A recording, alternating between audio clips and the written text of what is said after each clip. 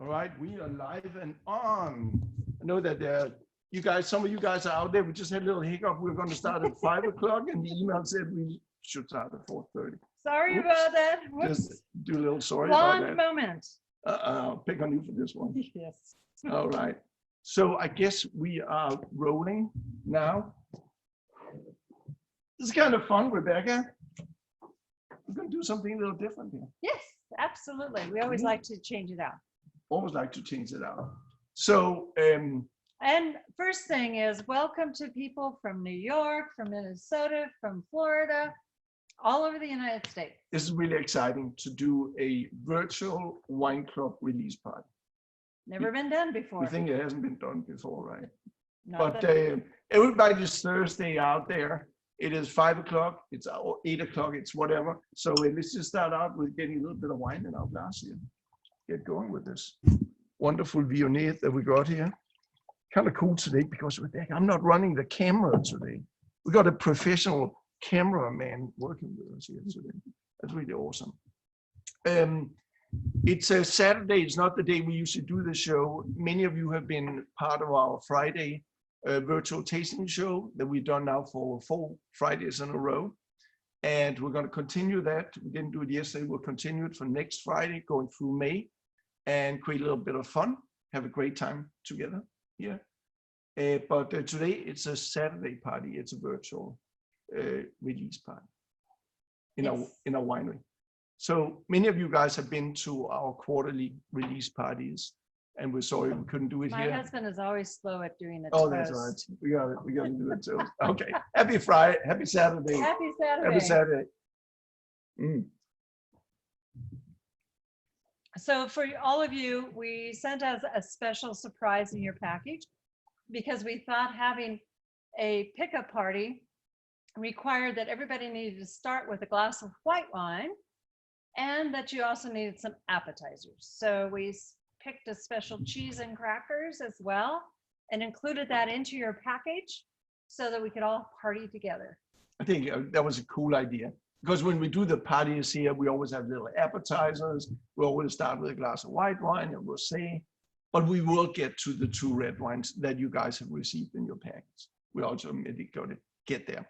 A little bit about the practical part of this is that we have 2 things that goes on in the background. It's chat and it's Q&A, questions, answers. The chat, use that to chat with each other. Hey, Joe, how's it going? Haven't seen you for a while, Papa. The Q&A is you want to ask Rebecca or I a question, use a Q&A. We're going to be watching that as we go through the session, and we'll try to deal with the questions as they come along. The other thing we're doing is we are recording this as we do with the other sessions, and the recording will later on be available with a link on our website. So you guys can go ahead and see that. Fun time. Yeah. Want to say something about the Viognier? So the V&A, this is the 2018 V&A. Peter and I are not big Chardonnay drinkers at all, but we love V&A. And what we really like is the V&A comes from very cool climate, and therefore a lot of V&As can be way too flowery, way overboard. And what we like is being the cool weather, it's actually got much more of the stone fruit flavors to it that we love. And because V&A has so much going on for it, we don't like to put it on oak. It doesn't need competition. No. And we don't like to take it through the second fermentation, which really is converting the malic acid, like the green apple, to the lactic acid, which is the butterness you find in Chardonnay. And again, we don't think V&A needs anything extra. So this got this nice crisp feel to it. That's great malic acidity Rebecca is talking about. What would you pair this with? Well, often with the V&As, definitely I'm not an oyster lover. My husband is. So I've been working on that for years. I can't get it. I'm not there. Not even but for halibut is my favorite with this V&A. Yeah, I love it. And by the way, I know we've got, we're planning to go through several bottles today. The one great thing about our wines is when you open it, you don't have to finish it all off. You can put the cork back on. It's good for many, many, many days. If you put it in the refrigerator, which is a great trick, refrigeration takes the oxygen out of the air. And therefore these wines, I one time walked into our kitchen my husband had opened up a bottle of VNA and I asked him how long it had been there. And he said 3 weeks. And I said, oh, really? And I tried it and I said, oh my God, it's as if you had just opened it. So it really takes care of preserving it with a cold temperature and with the cork back in. You don't necessarily need to gas it. It'll be just fine. yeah. So, be ready to pop all 3 bottles tonight. Have fun with them. If you're not going to go through them, which you might not, but do like Rebecca is saying, just put a cork in it and you'll be just fine over the next couple of days. Many days. Many days, absolutely. So it's great to have you guys here. It's great to share the wines with you. But what we should do is walk over into the winery section. Want to do that? Okay, we got a few questions. Oh, cool. We can take some questions now. Yeah. So one question is, how long should I wait to enjoy the wine after it's been shipped across country? Ooh, that's always a good one, yeah. Yeah, and we recommend, some people say it's really hard to do this, but we recommend the best thing is to let it sit for about 3 weeks. I know you just received the shipment, but we just told them to open the bottles. We now. did. I know. I just contradicted that. No, it's good to let it rest for a couple weeks, but quite honestly, with our wines, the way we make them, they're extremely stable. So you're not going to find the issues with the bottles as you might with other wines.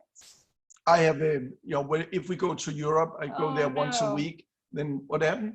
Somebody else said, my package did not arrive this week, Oh my thanks God. to FedEx. Yeah, we are sorry if that happened to you. FedEx is being, as you probably know, bombarded with shipments right now. And we were bombarded. On Monday, we literally shipped out 12 pallets of wines from here. So I'm sorry if it didn't happen in time. But they're opened up in 09 new. Oh, my hey, gosh. I want a glass. That is great. Wait, how's it tasting? Just ask them how it's tasting. It's a beautiful wine. Good. Excellent. 09 new. That's a great single clone. Wanted to know how our production has evolved over time. So new, should we talk about new a little bit? I mean, since the questions is here. So years ago, we were tasting through barrels from the beginning, from 2004. And some friends we are tasting with, they had these barrels, they tasted through and they said, put that aside, keep that as a separate thing.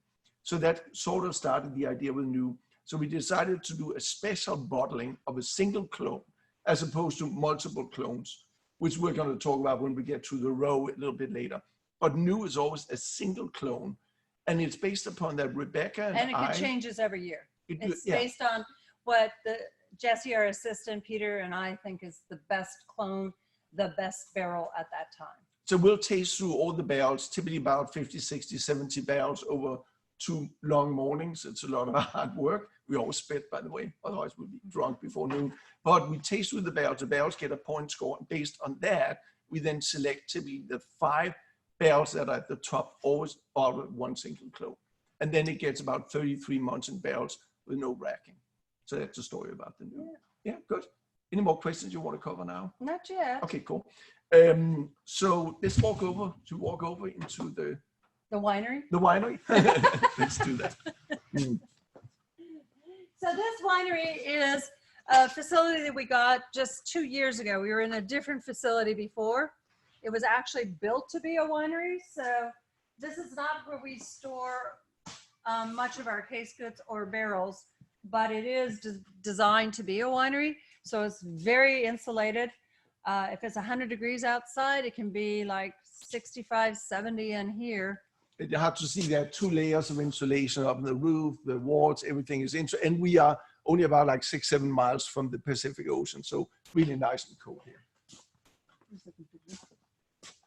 Where's the computer? We forgot something. Uh-oh, party fall. I got to find the computer. So one thing you got in your package was the cheese and crackers. And Peter's going to tell more details about the cheese and crackers, but we found this husband and wife team. They make very small production of both the cheese, and it's a different company of the crackers. We put in your package the details of the cheese. The crackers are actually organic. And the reason we picked this cheese, when we start tasting the roe, I'm going to show you how it was paired for the roe. And I'm going to show you how you know that a wine is absolutely the perfect pairing for that particular wine. And that's a really important thing, to get those things to work together. The food, the wine, make sure that it pairs really well together. We'll taste how good this stuff is So going. this winery is in reference to our previous one. It's only about a mile away. So it's pretty much just down the block. And that previous one, the reason we had to move out was it was sold for cannabis. And so we had to move and had to find another place. But we've actually, this winery is working out far better for us because it was designed to be a winery. It's great. It's a great production facility. It's not as big as we would ideally like it to be. So therefore you'll see we have some barrels back here, not a whole lot of barrels here. Most of our barrels is at a different location, our warehouse, which is about 8 minutes drive or so from this location. So we have to move barrels back and forth and case goods back and forth. But again, this is very nice and productive place. All right. So the next one is, if we want to get into the Pinot. I'll pour it. You pour it? Who pours that? I'll pour it. You pour it. Okay, cool. So this is the Roe 2016. It's was in your wine club shipment. We just released it. And the Roe is our barrel select. So the best barrels as we taste through them goes into Roe, the rest goes into Lambda. And so this is, when was this bottled, Peter? So we bottled this in August last year. That's right. So we bottled just about 9 months ago, 2016 vintage. And what that means is that the grapes were harvested in September 2016. They got into the barrels November-ish of 16 and then bottled 3 years later, 19. So it's got the 33 months or so of aging. So let's give it a little sniffity sniff and a little cheers thing. So the Roe is all unfined and unfiltered, so we don't manipulate our wines at all. And it is made of 7 different clones, and we'll go through the clones in a little bit. I know we keep using that word. And we barrel aged the Roe for about 3 years. I was at an event and a Frenchman was next to me, and he kept hearing me say, we barrel aged it for 3 years. And he turns to me and says, that's impossible. And I said, here, you want to taste it? And he tasted it and he loved it. He couldn't believe that you could barrel age a Pinot that long. And so we do like to age them. We don't rack them, which means take the wine out of the barrel and put them back in. It introduces oxygen. That's why wines often will not last overnight, but ours will last for many days because we don't do that. So what we're going to do is just to take a couple of pictures that we're going to show you here. The first one is you should see now the map of California out there. And just to get you dialed in on where we are located. So we are not up in Napa, Sonoma. We are closer to Los Angeles, about 2.5 hours northwest of Los Angeles. A lot of you people live in the area, live in California, but it's just for those of you that haven't really seen it before. So just little details. We are in Santa Barbara County. From Santa Barbara, we're about 45 minutes northwest up in the valley. And what's really amazing with this part of California is that as opposed to when you are on the West Coast in general, where you have a north-south coastline and the mountains are north-south, like the Sierra Nevadas and the Mayacamas between Napa and Sonoma, down where we are, we got mountains that are east-west because we have a southern-facing coastline. And that is great when we get to Santa Rita Hills. You have 3 set of mountains that are going east-west. The southern, you got Santa Rosa, northern, you got Purisima. In the middle, you got Santa Rita Hills with that little green circle. That is where we are located. So we want to show you this map of the range because it's very important in regards to this discussion of the Pinot Noir. This is what a range looks like. For those of you that haven't been there, please come and visit us. We'd love to have you at the range and show you around. Out of the 82 acres we have planted, that we have 25 acres that's planted with grapes, and those Burgundy blocks that you see on those are the Pinot Noir. So this is where it says Pinot Noir and then some numbers or name, and those are the different clones that we use for this wine. The clones are very important because the clones have got different characteristics. They're not all the same. They can be a little more spicy, they can have higher acidity, they can be a little bit darker, different composition of fruit flavors, etc. And what we do is we pick the grapes from these individual blocks separately. We ferment them separately. typically, with some exceptions that we'll get back to. And then we keep them in barrels separately until we go through that selection that we mentioned a little bit before. And that is where we then pick which barrels goes to the new that we mentioned and which goes into this one. So this one, the row, is the 12 best barrels or 11 best barrels, depending upon the vintage from that year. Also, like with the new, the 33 months of barrel aging, we don't blend them along the way, we just put them together. One of the exceptions to this is that we started some years ago taking different clones and actually ferment them together through what's called co-fermentation to create more complexity in the wine, to sort of emulate some of the things that they do in Burgundy where they have different clones planted together. So a lot of experimentation that's constantly going on with the wines here. Well, the other thing about the wines, we use wild yeast, wild Ampelos, so we don't add anything into our wines. We do add a little bit of sulfites, but the reason for the sulfites is nothing will preserve except having sulfites. Wines won't last. Most people don't realize that there is actually more sulfites in a glass of orange juice than an entire bottle of wine. There's more sulfites in 5 dried apricots than in that glass of orange juice. There's more sulfites in a can of tuna fish than the 5 dried apricots. So don't be afraid of sulfites. And it's the only thing where we add to the wine. Otherwise, it's all natural winemaking. So everything that has to be preserved has sulfites. It's the only preservative. Grocery stores will often spray their fresh produce with sulfites to preserve them. So it's not typically give you headaches at all. And wine is the only product on this earth that has to have the word sulfites on the back of the label. So sulfites, we use very minimal amount. And by the time since we bottle age our wines a year before we release them, then the sulfites have pretty much at least 50 to 60% have gone away. And one of the things that I would like to show you guys here is that with our back label, and it's something we started doing 5 years ago or 6 years ago or so. About 5 we started doing the ingredient listing that's in the middle of this.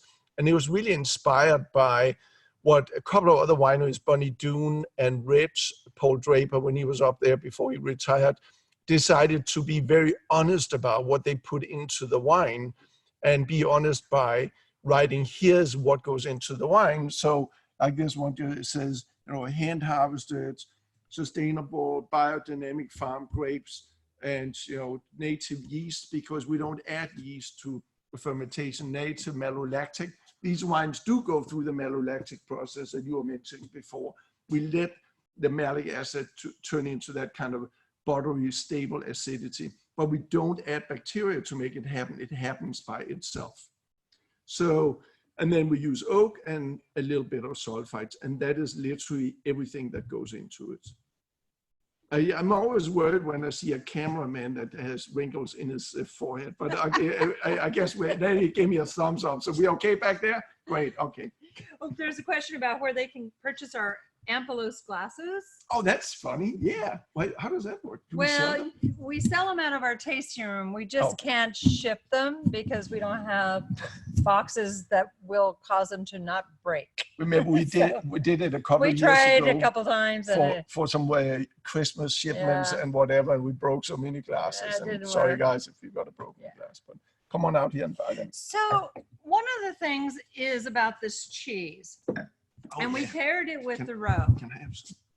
Yes. Okay. We paired it with the roe. So this is a very small family-run operation of cheese that makes this cheese. They had wanted to make a cheese that had it's called a wash rind, but this is not how I teach people how to do cheese matching. Okay. It has a wash rind to it, and their facility wasn't set up for it. So they spent, I think, what was it, roughly since 2012, trying to develop this cheese. It's called Dream Weaver. It's a very small production. The guy was fantastic to work with when I went to him and said, hey, I need a lot of cheese. And so this has got a very mild texture to it. It's very smooth because our Pinot Noir is extremely elegant. Enjoy, and we needed the cheese to be very elegant. Sorry, we have somebody. Oh, by the way, And in your package that we shipped out, there's a little thing that you can pull up for those of you guys who got the package that will tell you about the cheese and about the little flatbreads. So we want to, like Rebecca said, we just wanted to have that 3 artisanal producers working together with this package. Kind of fun. Well, we needed appetizers for a party, right? Mm-hmm. And so here's the way you know whether or not a cheese goes well with the wine. So what you do is you take some cheese and you chew it. Excuse me. Just with my fingers? You don't want the cracker with it. Okay. Leave a little bit of cheese in your mouth. Take a sip of the wine. Finish chewing the cheese. Mm. And if you notice, the two come together and they all blend well together. That's really cool. That cheese is meant to be with that wine. If it sticks out, that cheese should never be with that wine. So this must be something with how the chemistry works in your mouth and your sensory system and how all that I don't know, works. Professor, you know all that stuff. It's something with chemistry. It can't be something with chemistry. And so the crackers are, as I mentioned, are organic. They're from a small husband-wife operation as well. Olive oil flatbreads, right? Sourdough. Sourdough, okay. Flatbreads. And so we were lucky that we could find these because, as you probably know, we really believe in as organic as possible. Everything we do in our wines are organic. So we were lucky to find the organic crackers as well. Yeah, just a fun little thing that we want to do. So this is how we want to, have a party together, have some fun here on a Sunday afternoon, Sunday evening, wherever people are out there. So cool. I think it's tasting really great. We should also talk a little bit about what goes into this, besides of what clones that we've been using for it. So very important part of what we do out here at the winery is we store the wines in barrels. Barrels are important. Barrels are great because the barrels do 3 things. First of all, they're made of really hard material. We can stack them up. We can stack them up to 6 barrels on the top of each other because oak is a very hard wood. They're great because they are little bits, they're just... Okay, I have to interrupt. What happened? A question. Is Kurt the cameraman? No. No? Kurt Russell isn't Aspen. He's not here right now. That's funny. No, I know Kurt is not the cameraman because we have been interrupted if Kurt was a cameraman. We love Kurt. So what is very important is the barrels that we store the wine in also provides a little bit of penetration of air, especially oxygen, that goes through the staves here. So through the little porosity they allow a tiny bit of oxygen to penetrate. And that is part of the natural maturing of the wine that happens in the barrels. If you took the same wine and put it in an oak barrel, put it in a stainless steel barrel, after like 6 months, they will definitely have different characteristics because the stainless steel barrel didn't get the influence from the oxygen. But of course, the most important thing of a barrel is that the barrel provides a little bit of flavors. How does it do that? So the barrel has got, the staves have got different kinds of oils in them. When you cut the trees, vanillin and different other oils in them.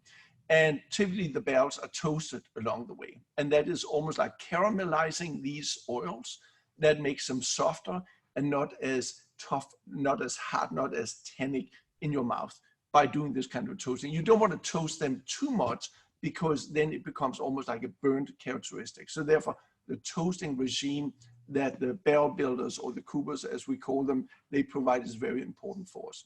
We work with 5 different barrel builders. Actually, now we have 6 different barrel builders. They're mostly in France, and they make the barrels in France. It's all made with French oak. Everything that we do for the Pinot Noirs is French oak. There's a couple of barrel builders that does some of their assembly in the United States. But by working with different barrel builders and by every year tasting, like Rebecca was describing, together with Jesse, Rebecca and I taste through the barrels and we evaluate the barrels, and we use that, the scores that the barrels get, we use that for our purchasing program for the following year. So we constantly are trying to get better with the barrels. I think the other thing Peter and I believe is early on, we were treating our barrel makers as order takers. I want 5 of those, 6 of those, 10 of those. And we found out that the barrel makers are probably the best people who know their barrels than us as to what wine it would really work well with. And so we went to them, and they'd never had a winery do this before. And we said to them, you need to come in, taste our wines. We'll figure out the barrel program. And then every year we say, okay, I need, 6 barrels of this for the 115. You tell me what is the best barrel for that 115 based on the style of wine we want to make. So we've developed a really good partnership. And we also had a lot of fun visiting some of the coopers in France, seeing their facilities, tasting some of the local winemakers that were using their barrels. So we really learned from that. So I interrupting, I know, I do that. No kidding. I have to after 25 years of marriage. We're getting a lot of great comments. I love this in the chat. They love the cheese and crackers. They said, oh, some have said this is the best cheese I've ever enjoyed. Oh, that's This cool. is fantastic. They said the roe is unbelievable. I see. That's a good wine. I hear wow a lot. And yes, Peter was at the Ridge Winemakers Virtual Roundtable. Oh, yeah. Somebody saw that. Who saw that? I don't know. Oh, okay. It was actually really cool because Rich has always been like one of my hero wine producers out there, Rich, up at Santa Cruz Mountains. Paul Draper was there for many years, and he was just like one of my 10 favorite winemakers in the United States. So much integrity. We had a great Rich experience in Santa Fe, in New Mexico, in mid-90s, where you and I with some friends walked into this restaurant. We tasted 17 different bottles of Rich. All of them served in carafe, 17 carafes with Tom Hill. Tom Hill, he's a great guy. So I have a question for everybody. Now that you've had those who ate, I know you ate your cheese ahead of time, that's okay.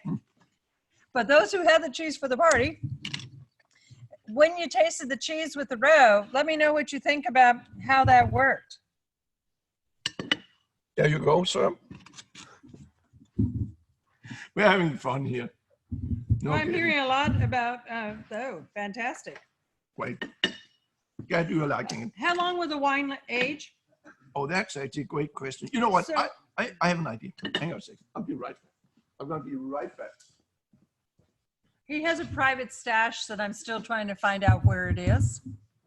But on our wines to age, because we don't rack our wines, which introduces the oxygen, a lot of winemakers will rack it because oxygen is an artificial way of aging the wines. So we don't do that. And because we barrel age it long and we, the corkscrew, we're in a winery and nobody can find a corkscrew. How's that possible? It's because my husband puts the corkscrews in his pocket and takes them home. We found it. Sorry, guys, this is a comical thing behind the scenes. Anyway, because we barrel age it so long, we don't rack it, and we bottle age it, we're slowly introducing the oxygen very slow. As I mentioned, winemakers will rack it because they introduce the oxygen, which artificially ages the wines really fast. So when you release a young wine, say like you release a 2019 Pinot Noir right now, which a lot are doing, well, you need a rack because it's going to be tight and sharp. And if you open a young wine, Look what I found. and it's tight and sharp, then best way to do it is take a little bit of wine out of the bottle, put the cork back in, shake the heck out of it, add some more oxygen, shake the heck out of it. It doesn't look very professional in a Michelin star restaurant, does it? But then you'll find it actually smooths out and ages. So answer to a question that took a long time to answer. Our wines, we've opened up 2005. They're drinking beautiful. So our wines age for a long time. Okay, and just to show Somebody that, just saw you opened up the 07 row. 2011 row. Oh, 11. I just had it over there. Let's give it a try. Yes, It doesn't do the same thing as decantering or using that venture, because what you're doing is there's a lot of sulfites in the wine still because it's young. And by shaking the heck out of it, you eliminate and soften the sulfites as well, where decantering introduces the oxygen, but not enough. And so it doesn't do the same thing. Okay, so this is 2011 row. So now we're adding 4 more years of aging to the wine. This is where what we are seeing, and this is kind of cool. Okay, is this a teaser for everybody? Yeah, exactly. They can? Have them. Do you have that in your cellar? Okay, open. So this is great. When I look at this, it's got nice rim variation. That means that all the way out at the edges, it's very clear. Everybody wants to know where your secret wine closet is. I have no idea. We keep it that way. It's up there at the top. That's all the secret wine closet. So it's really great to see how this one, what do you think about this, Rebecca? How's this aged for you? You know, the thing about it is even smoother than the 16 we just had. It's really gotten well integrated. The fruit is amazingly bright. Look at the color. It's still purple. Mm-hmm. Hasn't browned at all. It's still got that, the cherry cola, the Santa Rita Hills appeal to it, but with a burgundy twist, kind of. It's got a nice earthiness to it. Definitely had some Pomard clone in this one. I've had people who said, hey, I just opened up in 06, and they said it's tasting fantastic. So our wines do age a really good time. Oh yeah, beautiful color. Little tiny bit of browning on the edges, which is not surprising for an almost 10-year-old wine. No, this is doing great. Somebody says since they don't have the 2016 row, they pulled a bottle of 14 row. It's bright, mellow, and strawberry notes and long finish. How is the 16 different from the 14? So first of all, the 14 was a big year. It was a year where we had a wet winter. There was a lot of growth, and we just had a lot of crop that came in. We were worried about that 14 would be diluted because of the higher yields. That didn't happen. Somehow we just kept a great integrity of the wine. So 14 is actually really, really nice vintage. 15 came with the lowest yield that we've seen. Somehow in Santa Rita Hills, there's not these big waves up and down. It's very consistent from year to year. I think the 16 is one of those years that's going to go over as being like a really, really nice Santa Rita Hills year. Nothing wrong about 14. We still drink quite a bit of that, you know, at home. But, you know, 16s are, I think it's a very storable wine. The 16 is one of those I would keep around for a while. So somebody's asking if we open it or shake it before we open. What you do, open it first, take a little bit of wine out of it so you can get some oxygen into it. This is like too much right now, but it's demonstration. You put the cork back on and you shake the heck out of it. Whoa, whoa. You notice the foaming there? That's the sulfites. And that will help it smooth out. And so that is actually how you do it. And take the cork off, add a little bit more oxygen, shake it again, wait till it has a little bit less foam, and therefore it's ready to go. And what's also some of the bubbles is also because there's always a little bit of CO2 arrested in the wine, even though it may not pickle on your tongue, there's a little bit of CO2, and that's what you get released. Sometimes it'll make the flavors come out much better with some of that CO2 being released. Somebody said, we used to have a 5-year vertical of row, but now they don't have any more. Oh no, really? That's a real problem. Well, we have the 5-year vertical here. And you know what? I was thinking about this. What we're going to do in some of the future tastings and releases, we have some wines where we could do a 3-year vertical. Like a 14, 15, 16, we have a little bit of that. So some of those of you that are interested in that, let us know if you want to do like a 3-year vertical. We can make packages of that. We've got a little bit of 14. We can actually put a 3-year vertical tasting together. So contact me and we can put together. Oh yeah, let's do that. Put a 3-year vertical tasting that we, you know, you buy the 3 different vintages and we ship them out to you, and then we have a private virtual tasting We'll put that on the program. We got to talk about private tastings as well. Now, what I want to do is take a little bit of time because we are in the winery. I want to show you a little bit around, especially for those of you that haven't been here. It's a great production facility that we got. It is very efficiently designed. There are sloped floors here. And there's a really cool box here where we have the office on the top. And this is our cold room. So what we do is the grapes would arrive in our picking bins and we put them into the cold room. Right now, we just got barrels and stuff that we're storing in there. But during the harvest time, this room, we can bring it down to the freezing point. The grapes will arrive in the picking bins, 1/2 ton picking bins. They'll go into this cold room. We can stack them 3 high and we'll keep them in there typically for 24 hours before we start processing them. And then they'll come out and then we're going to go through destemmer and whatever. It's our lab area where we can do our lab tests. We don't do all the lab tests here. Somebody we send it out, but I do quite a bit myself. That's my office. That's where I can play loud music and have fun. A little packing area over here. And then we got the equipment. So the 2 main pieces of equipment that we got here beside my pickup truck and a forklift is that we have our press. It's a wonderful German press. It's a Euro press.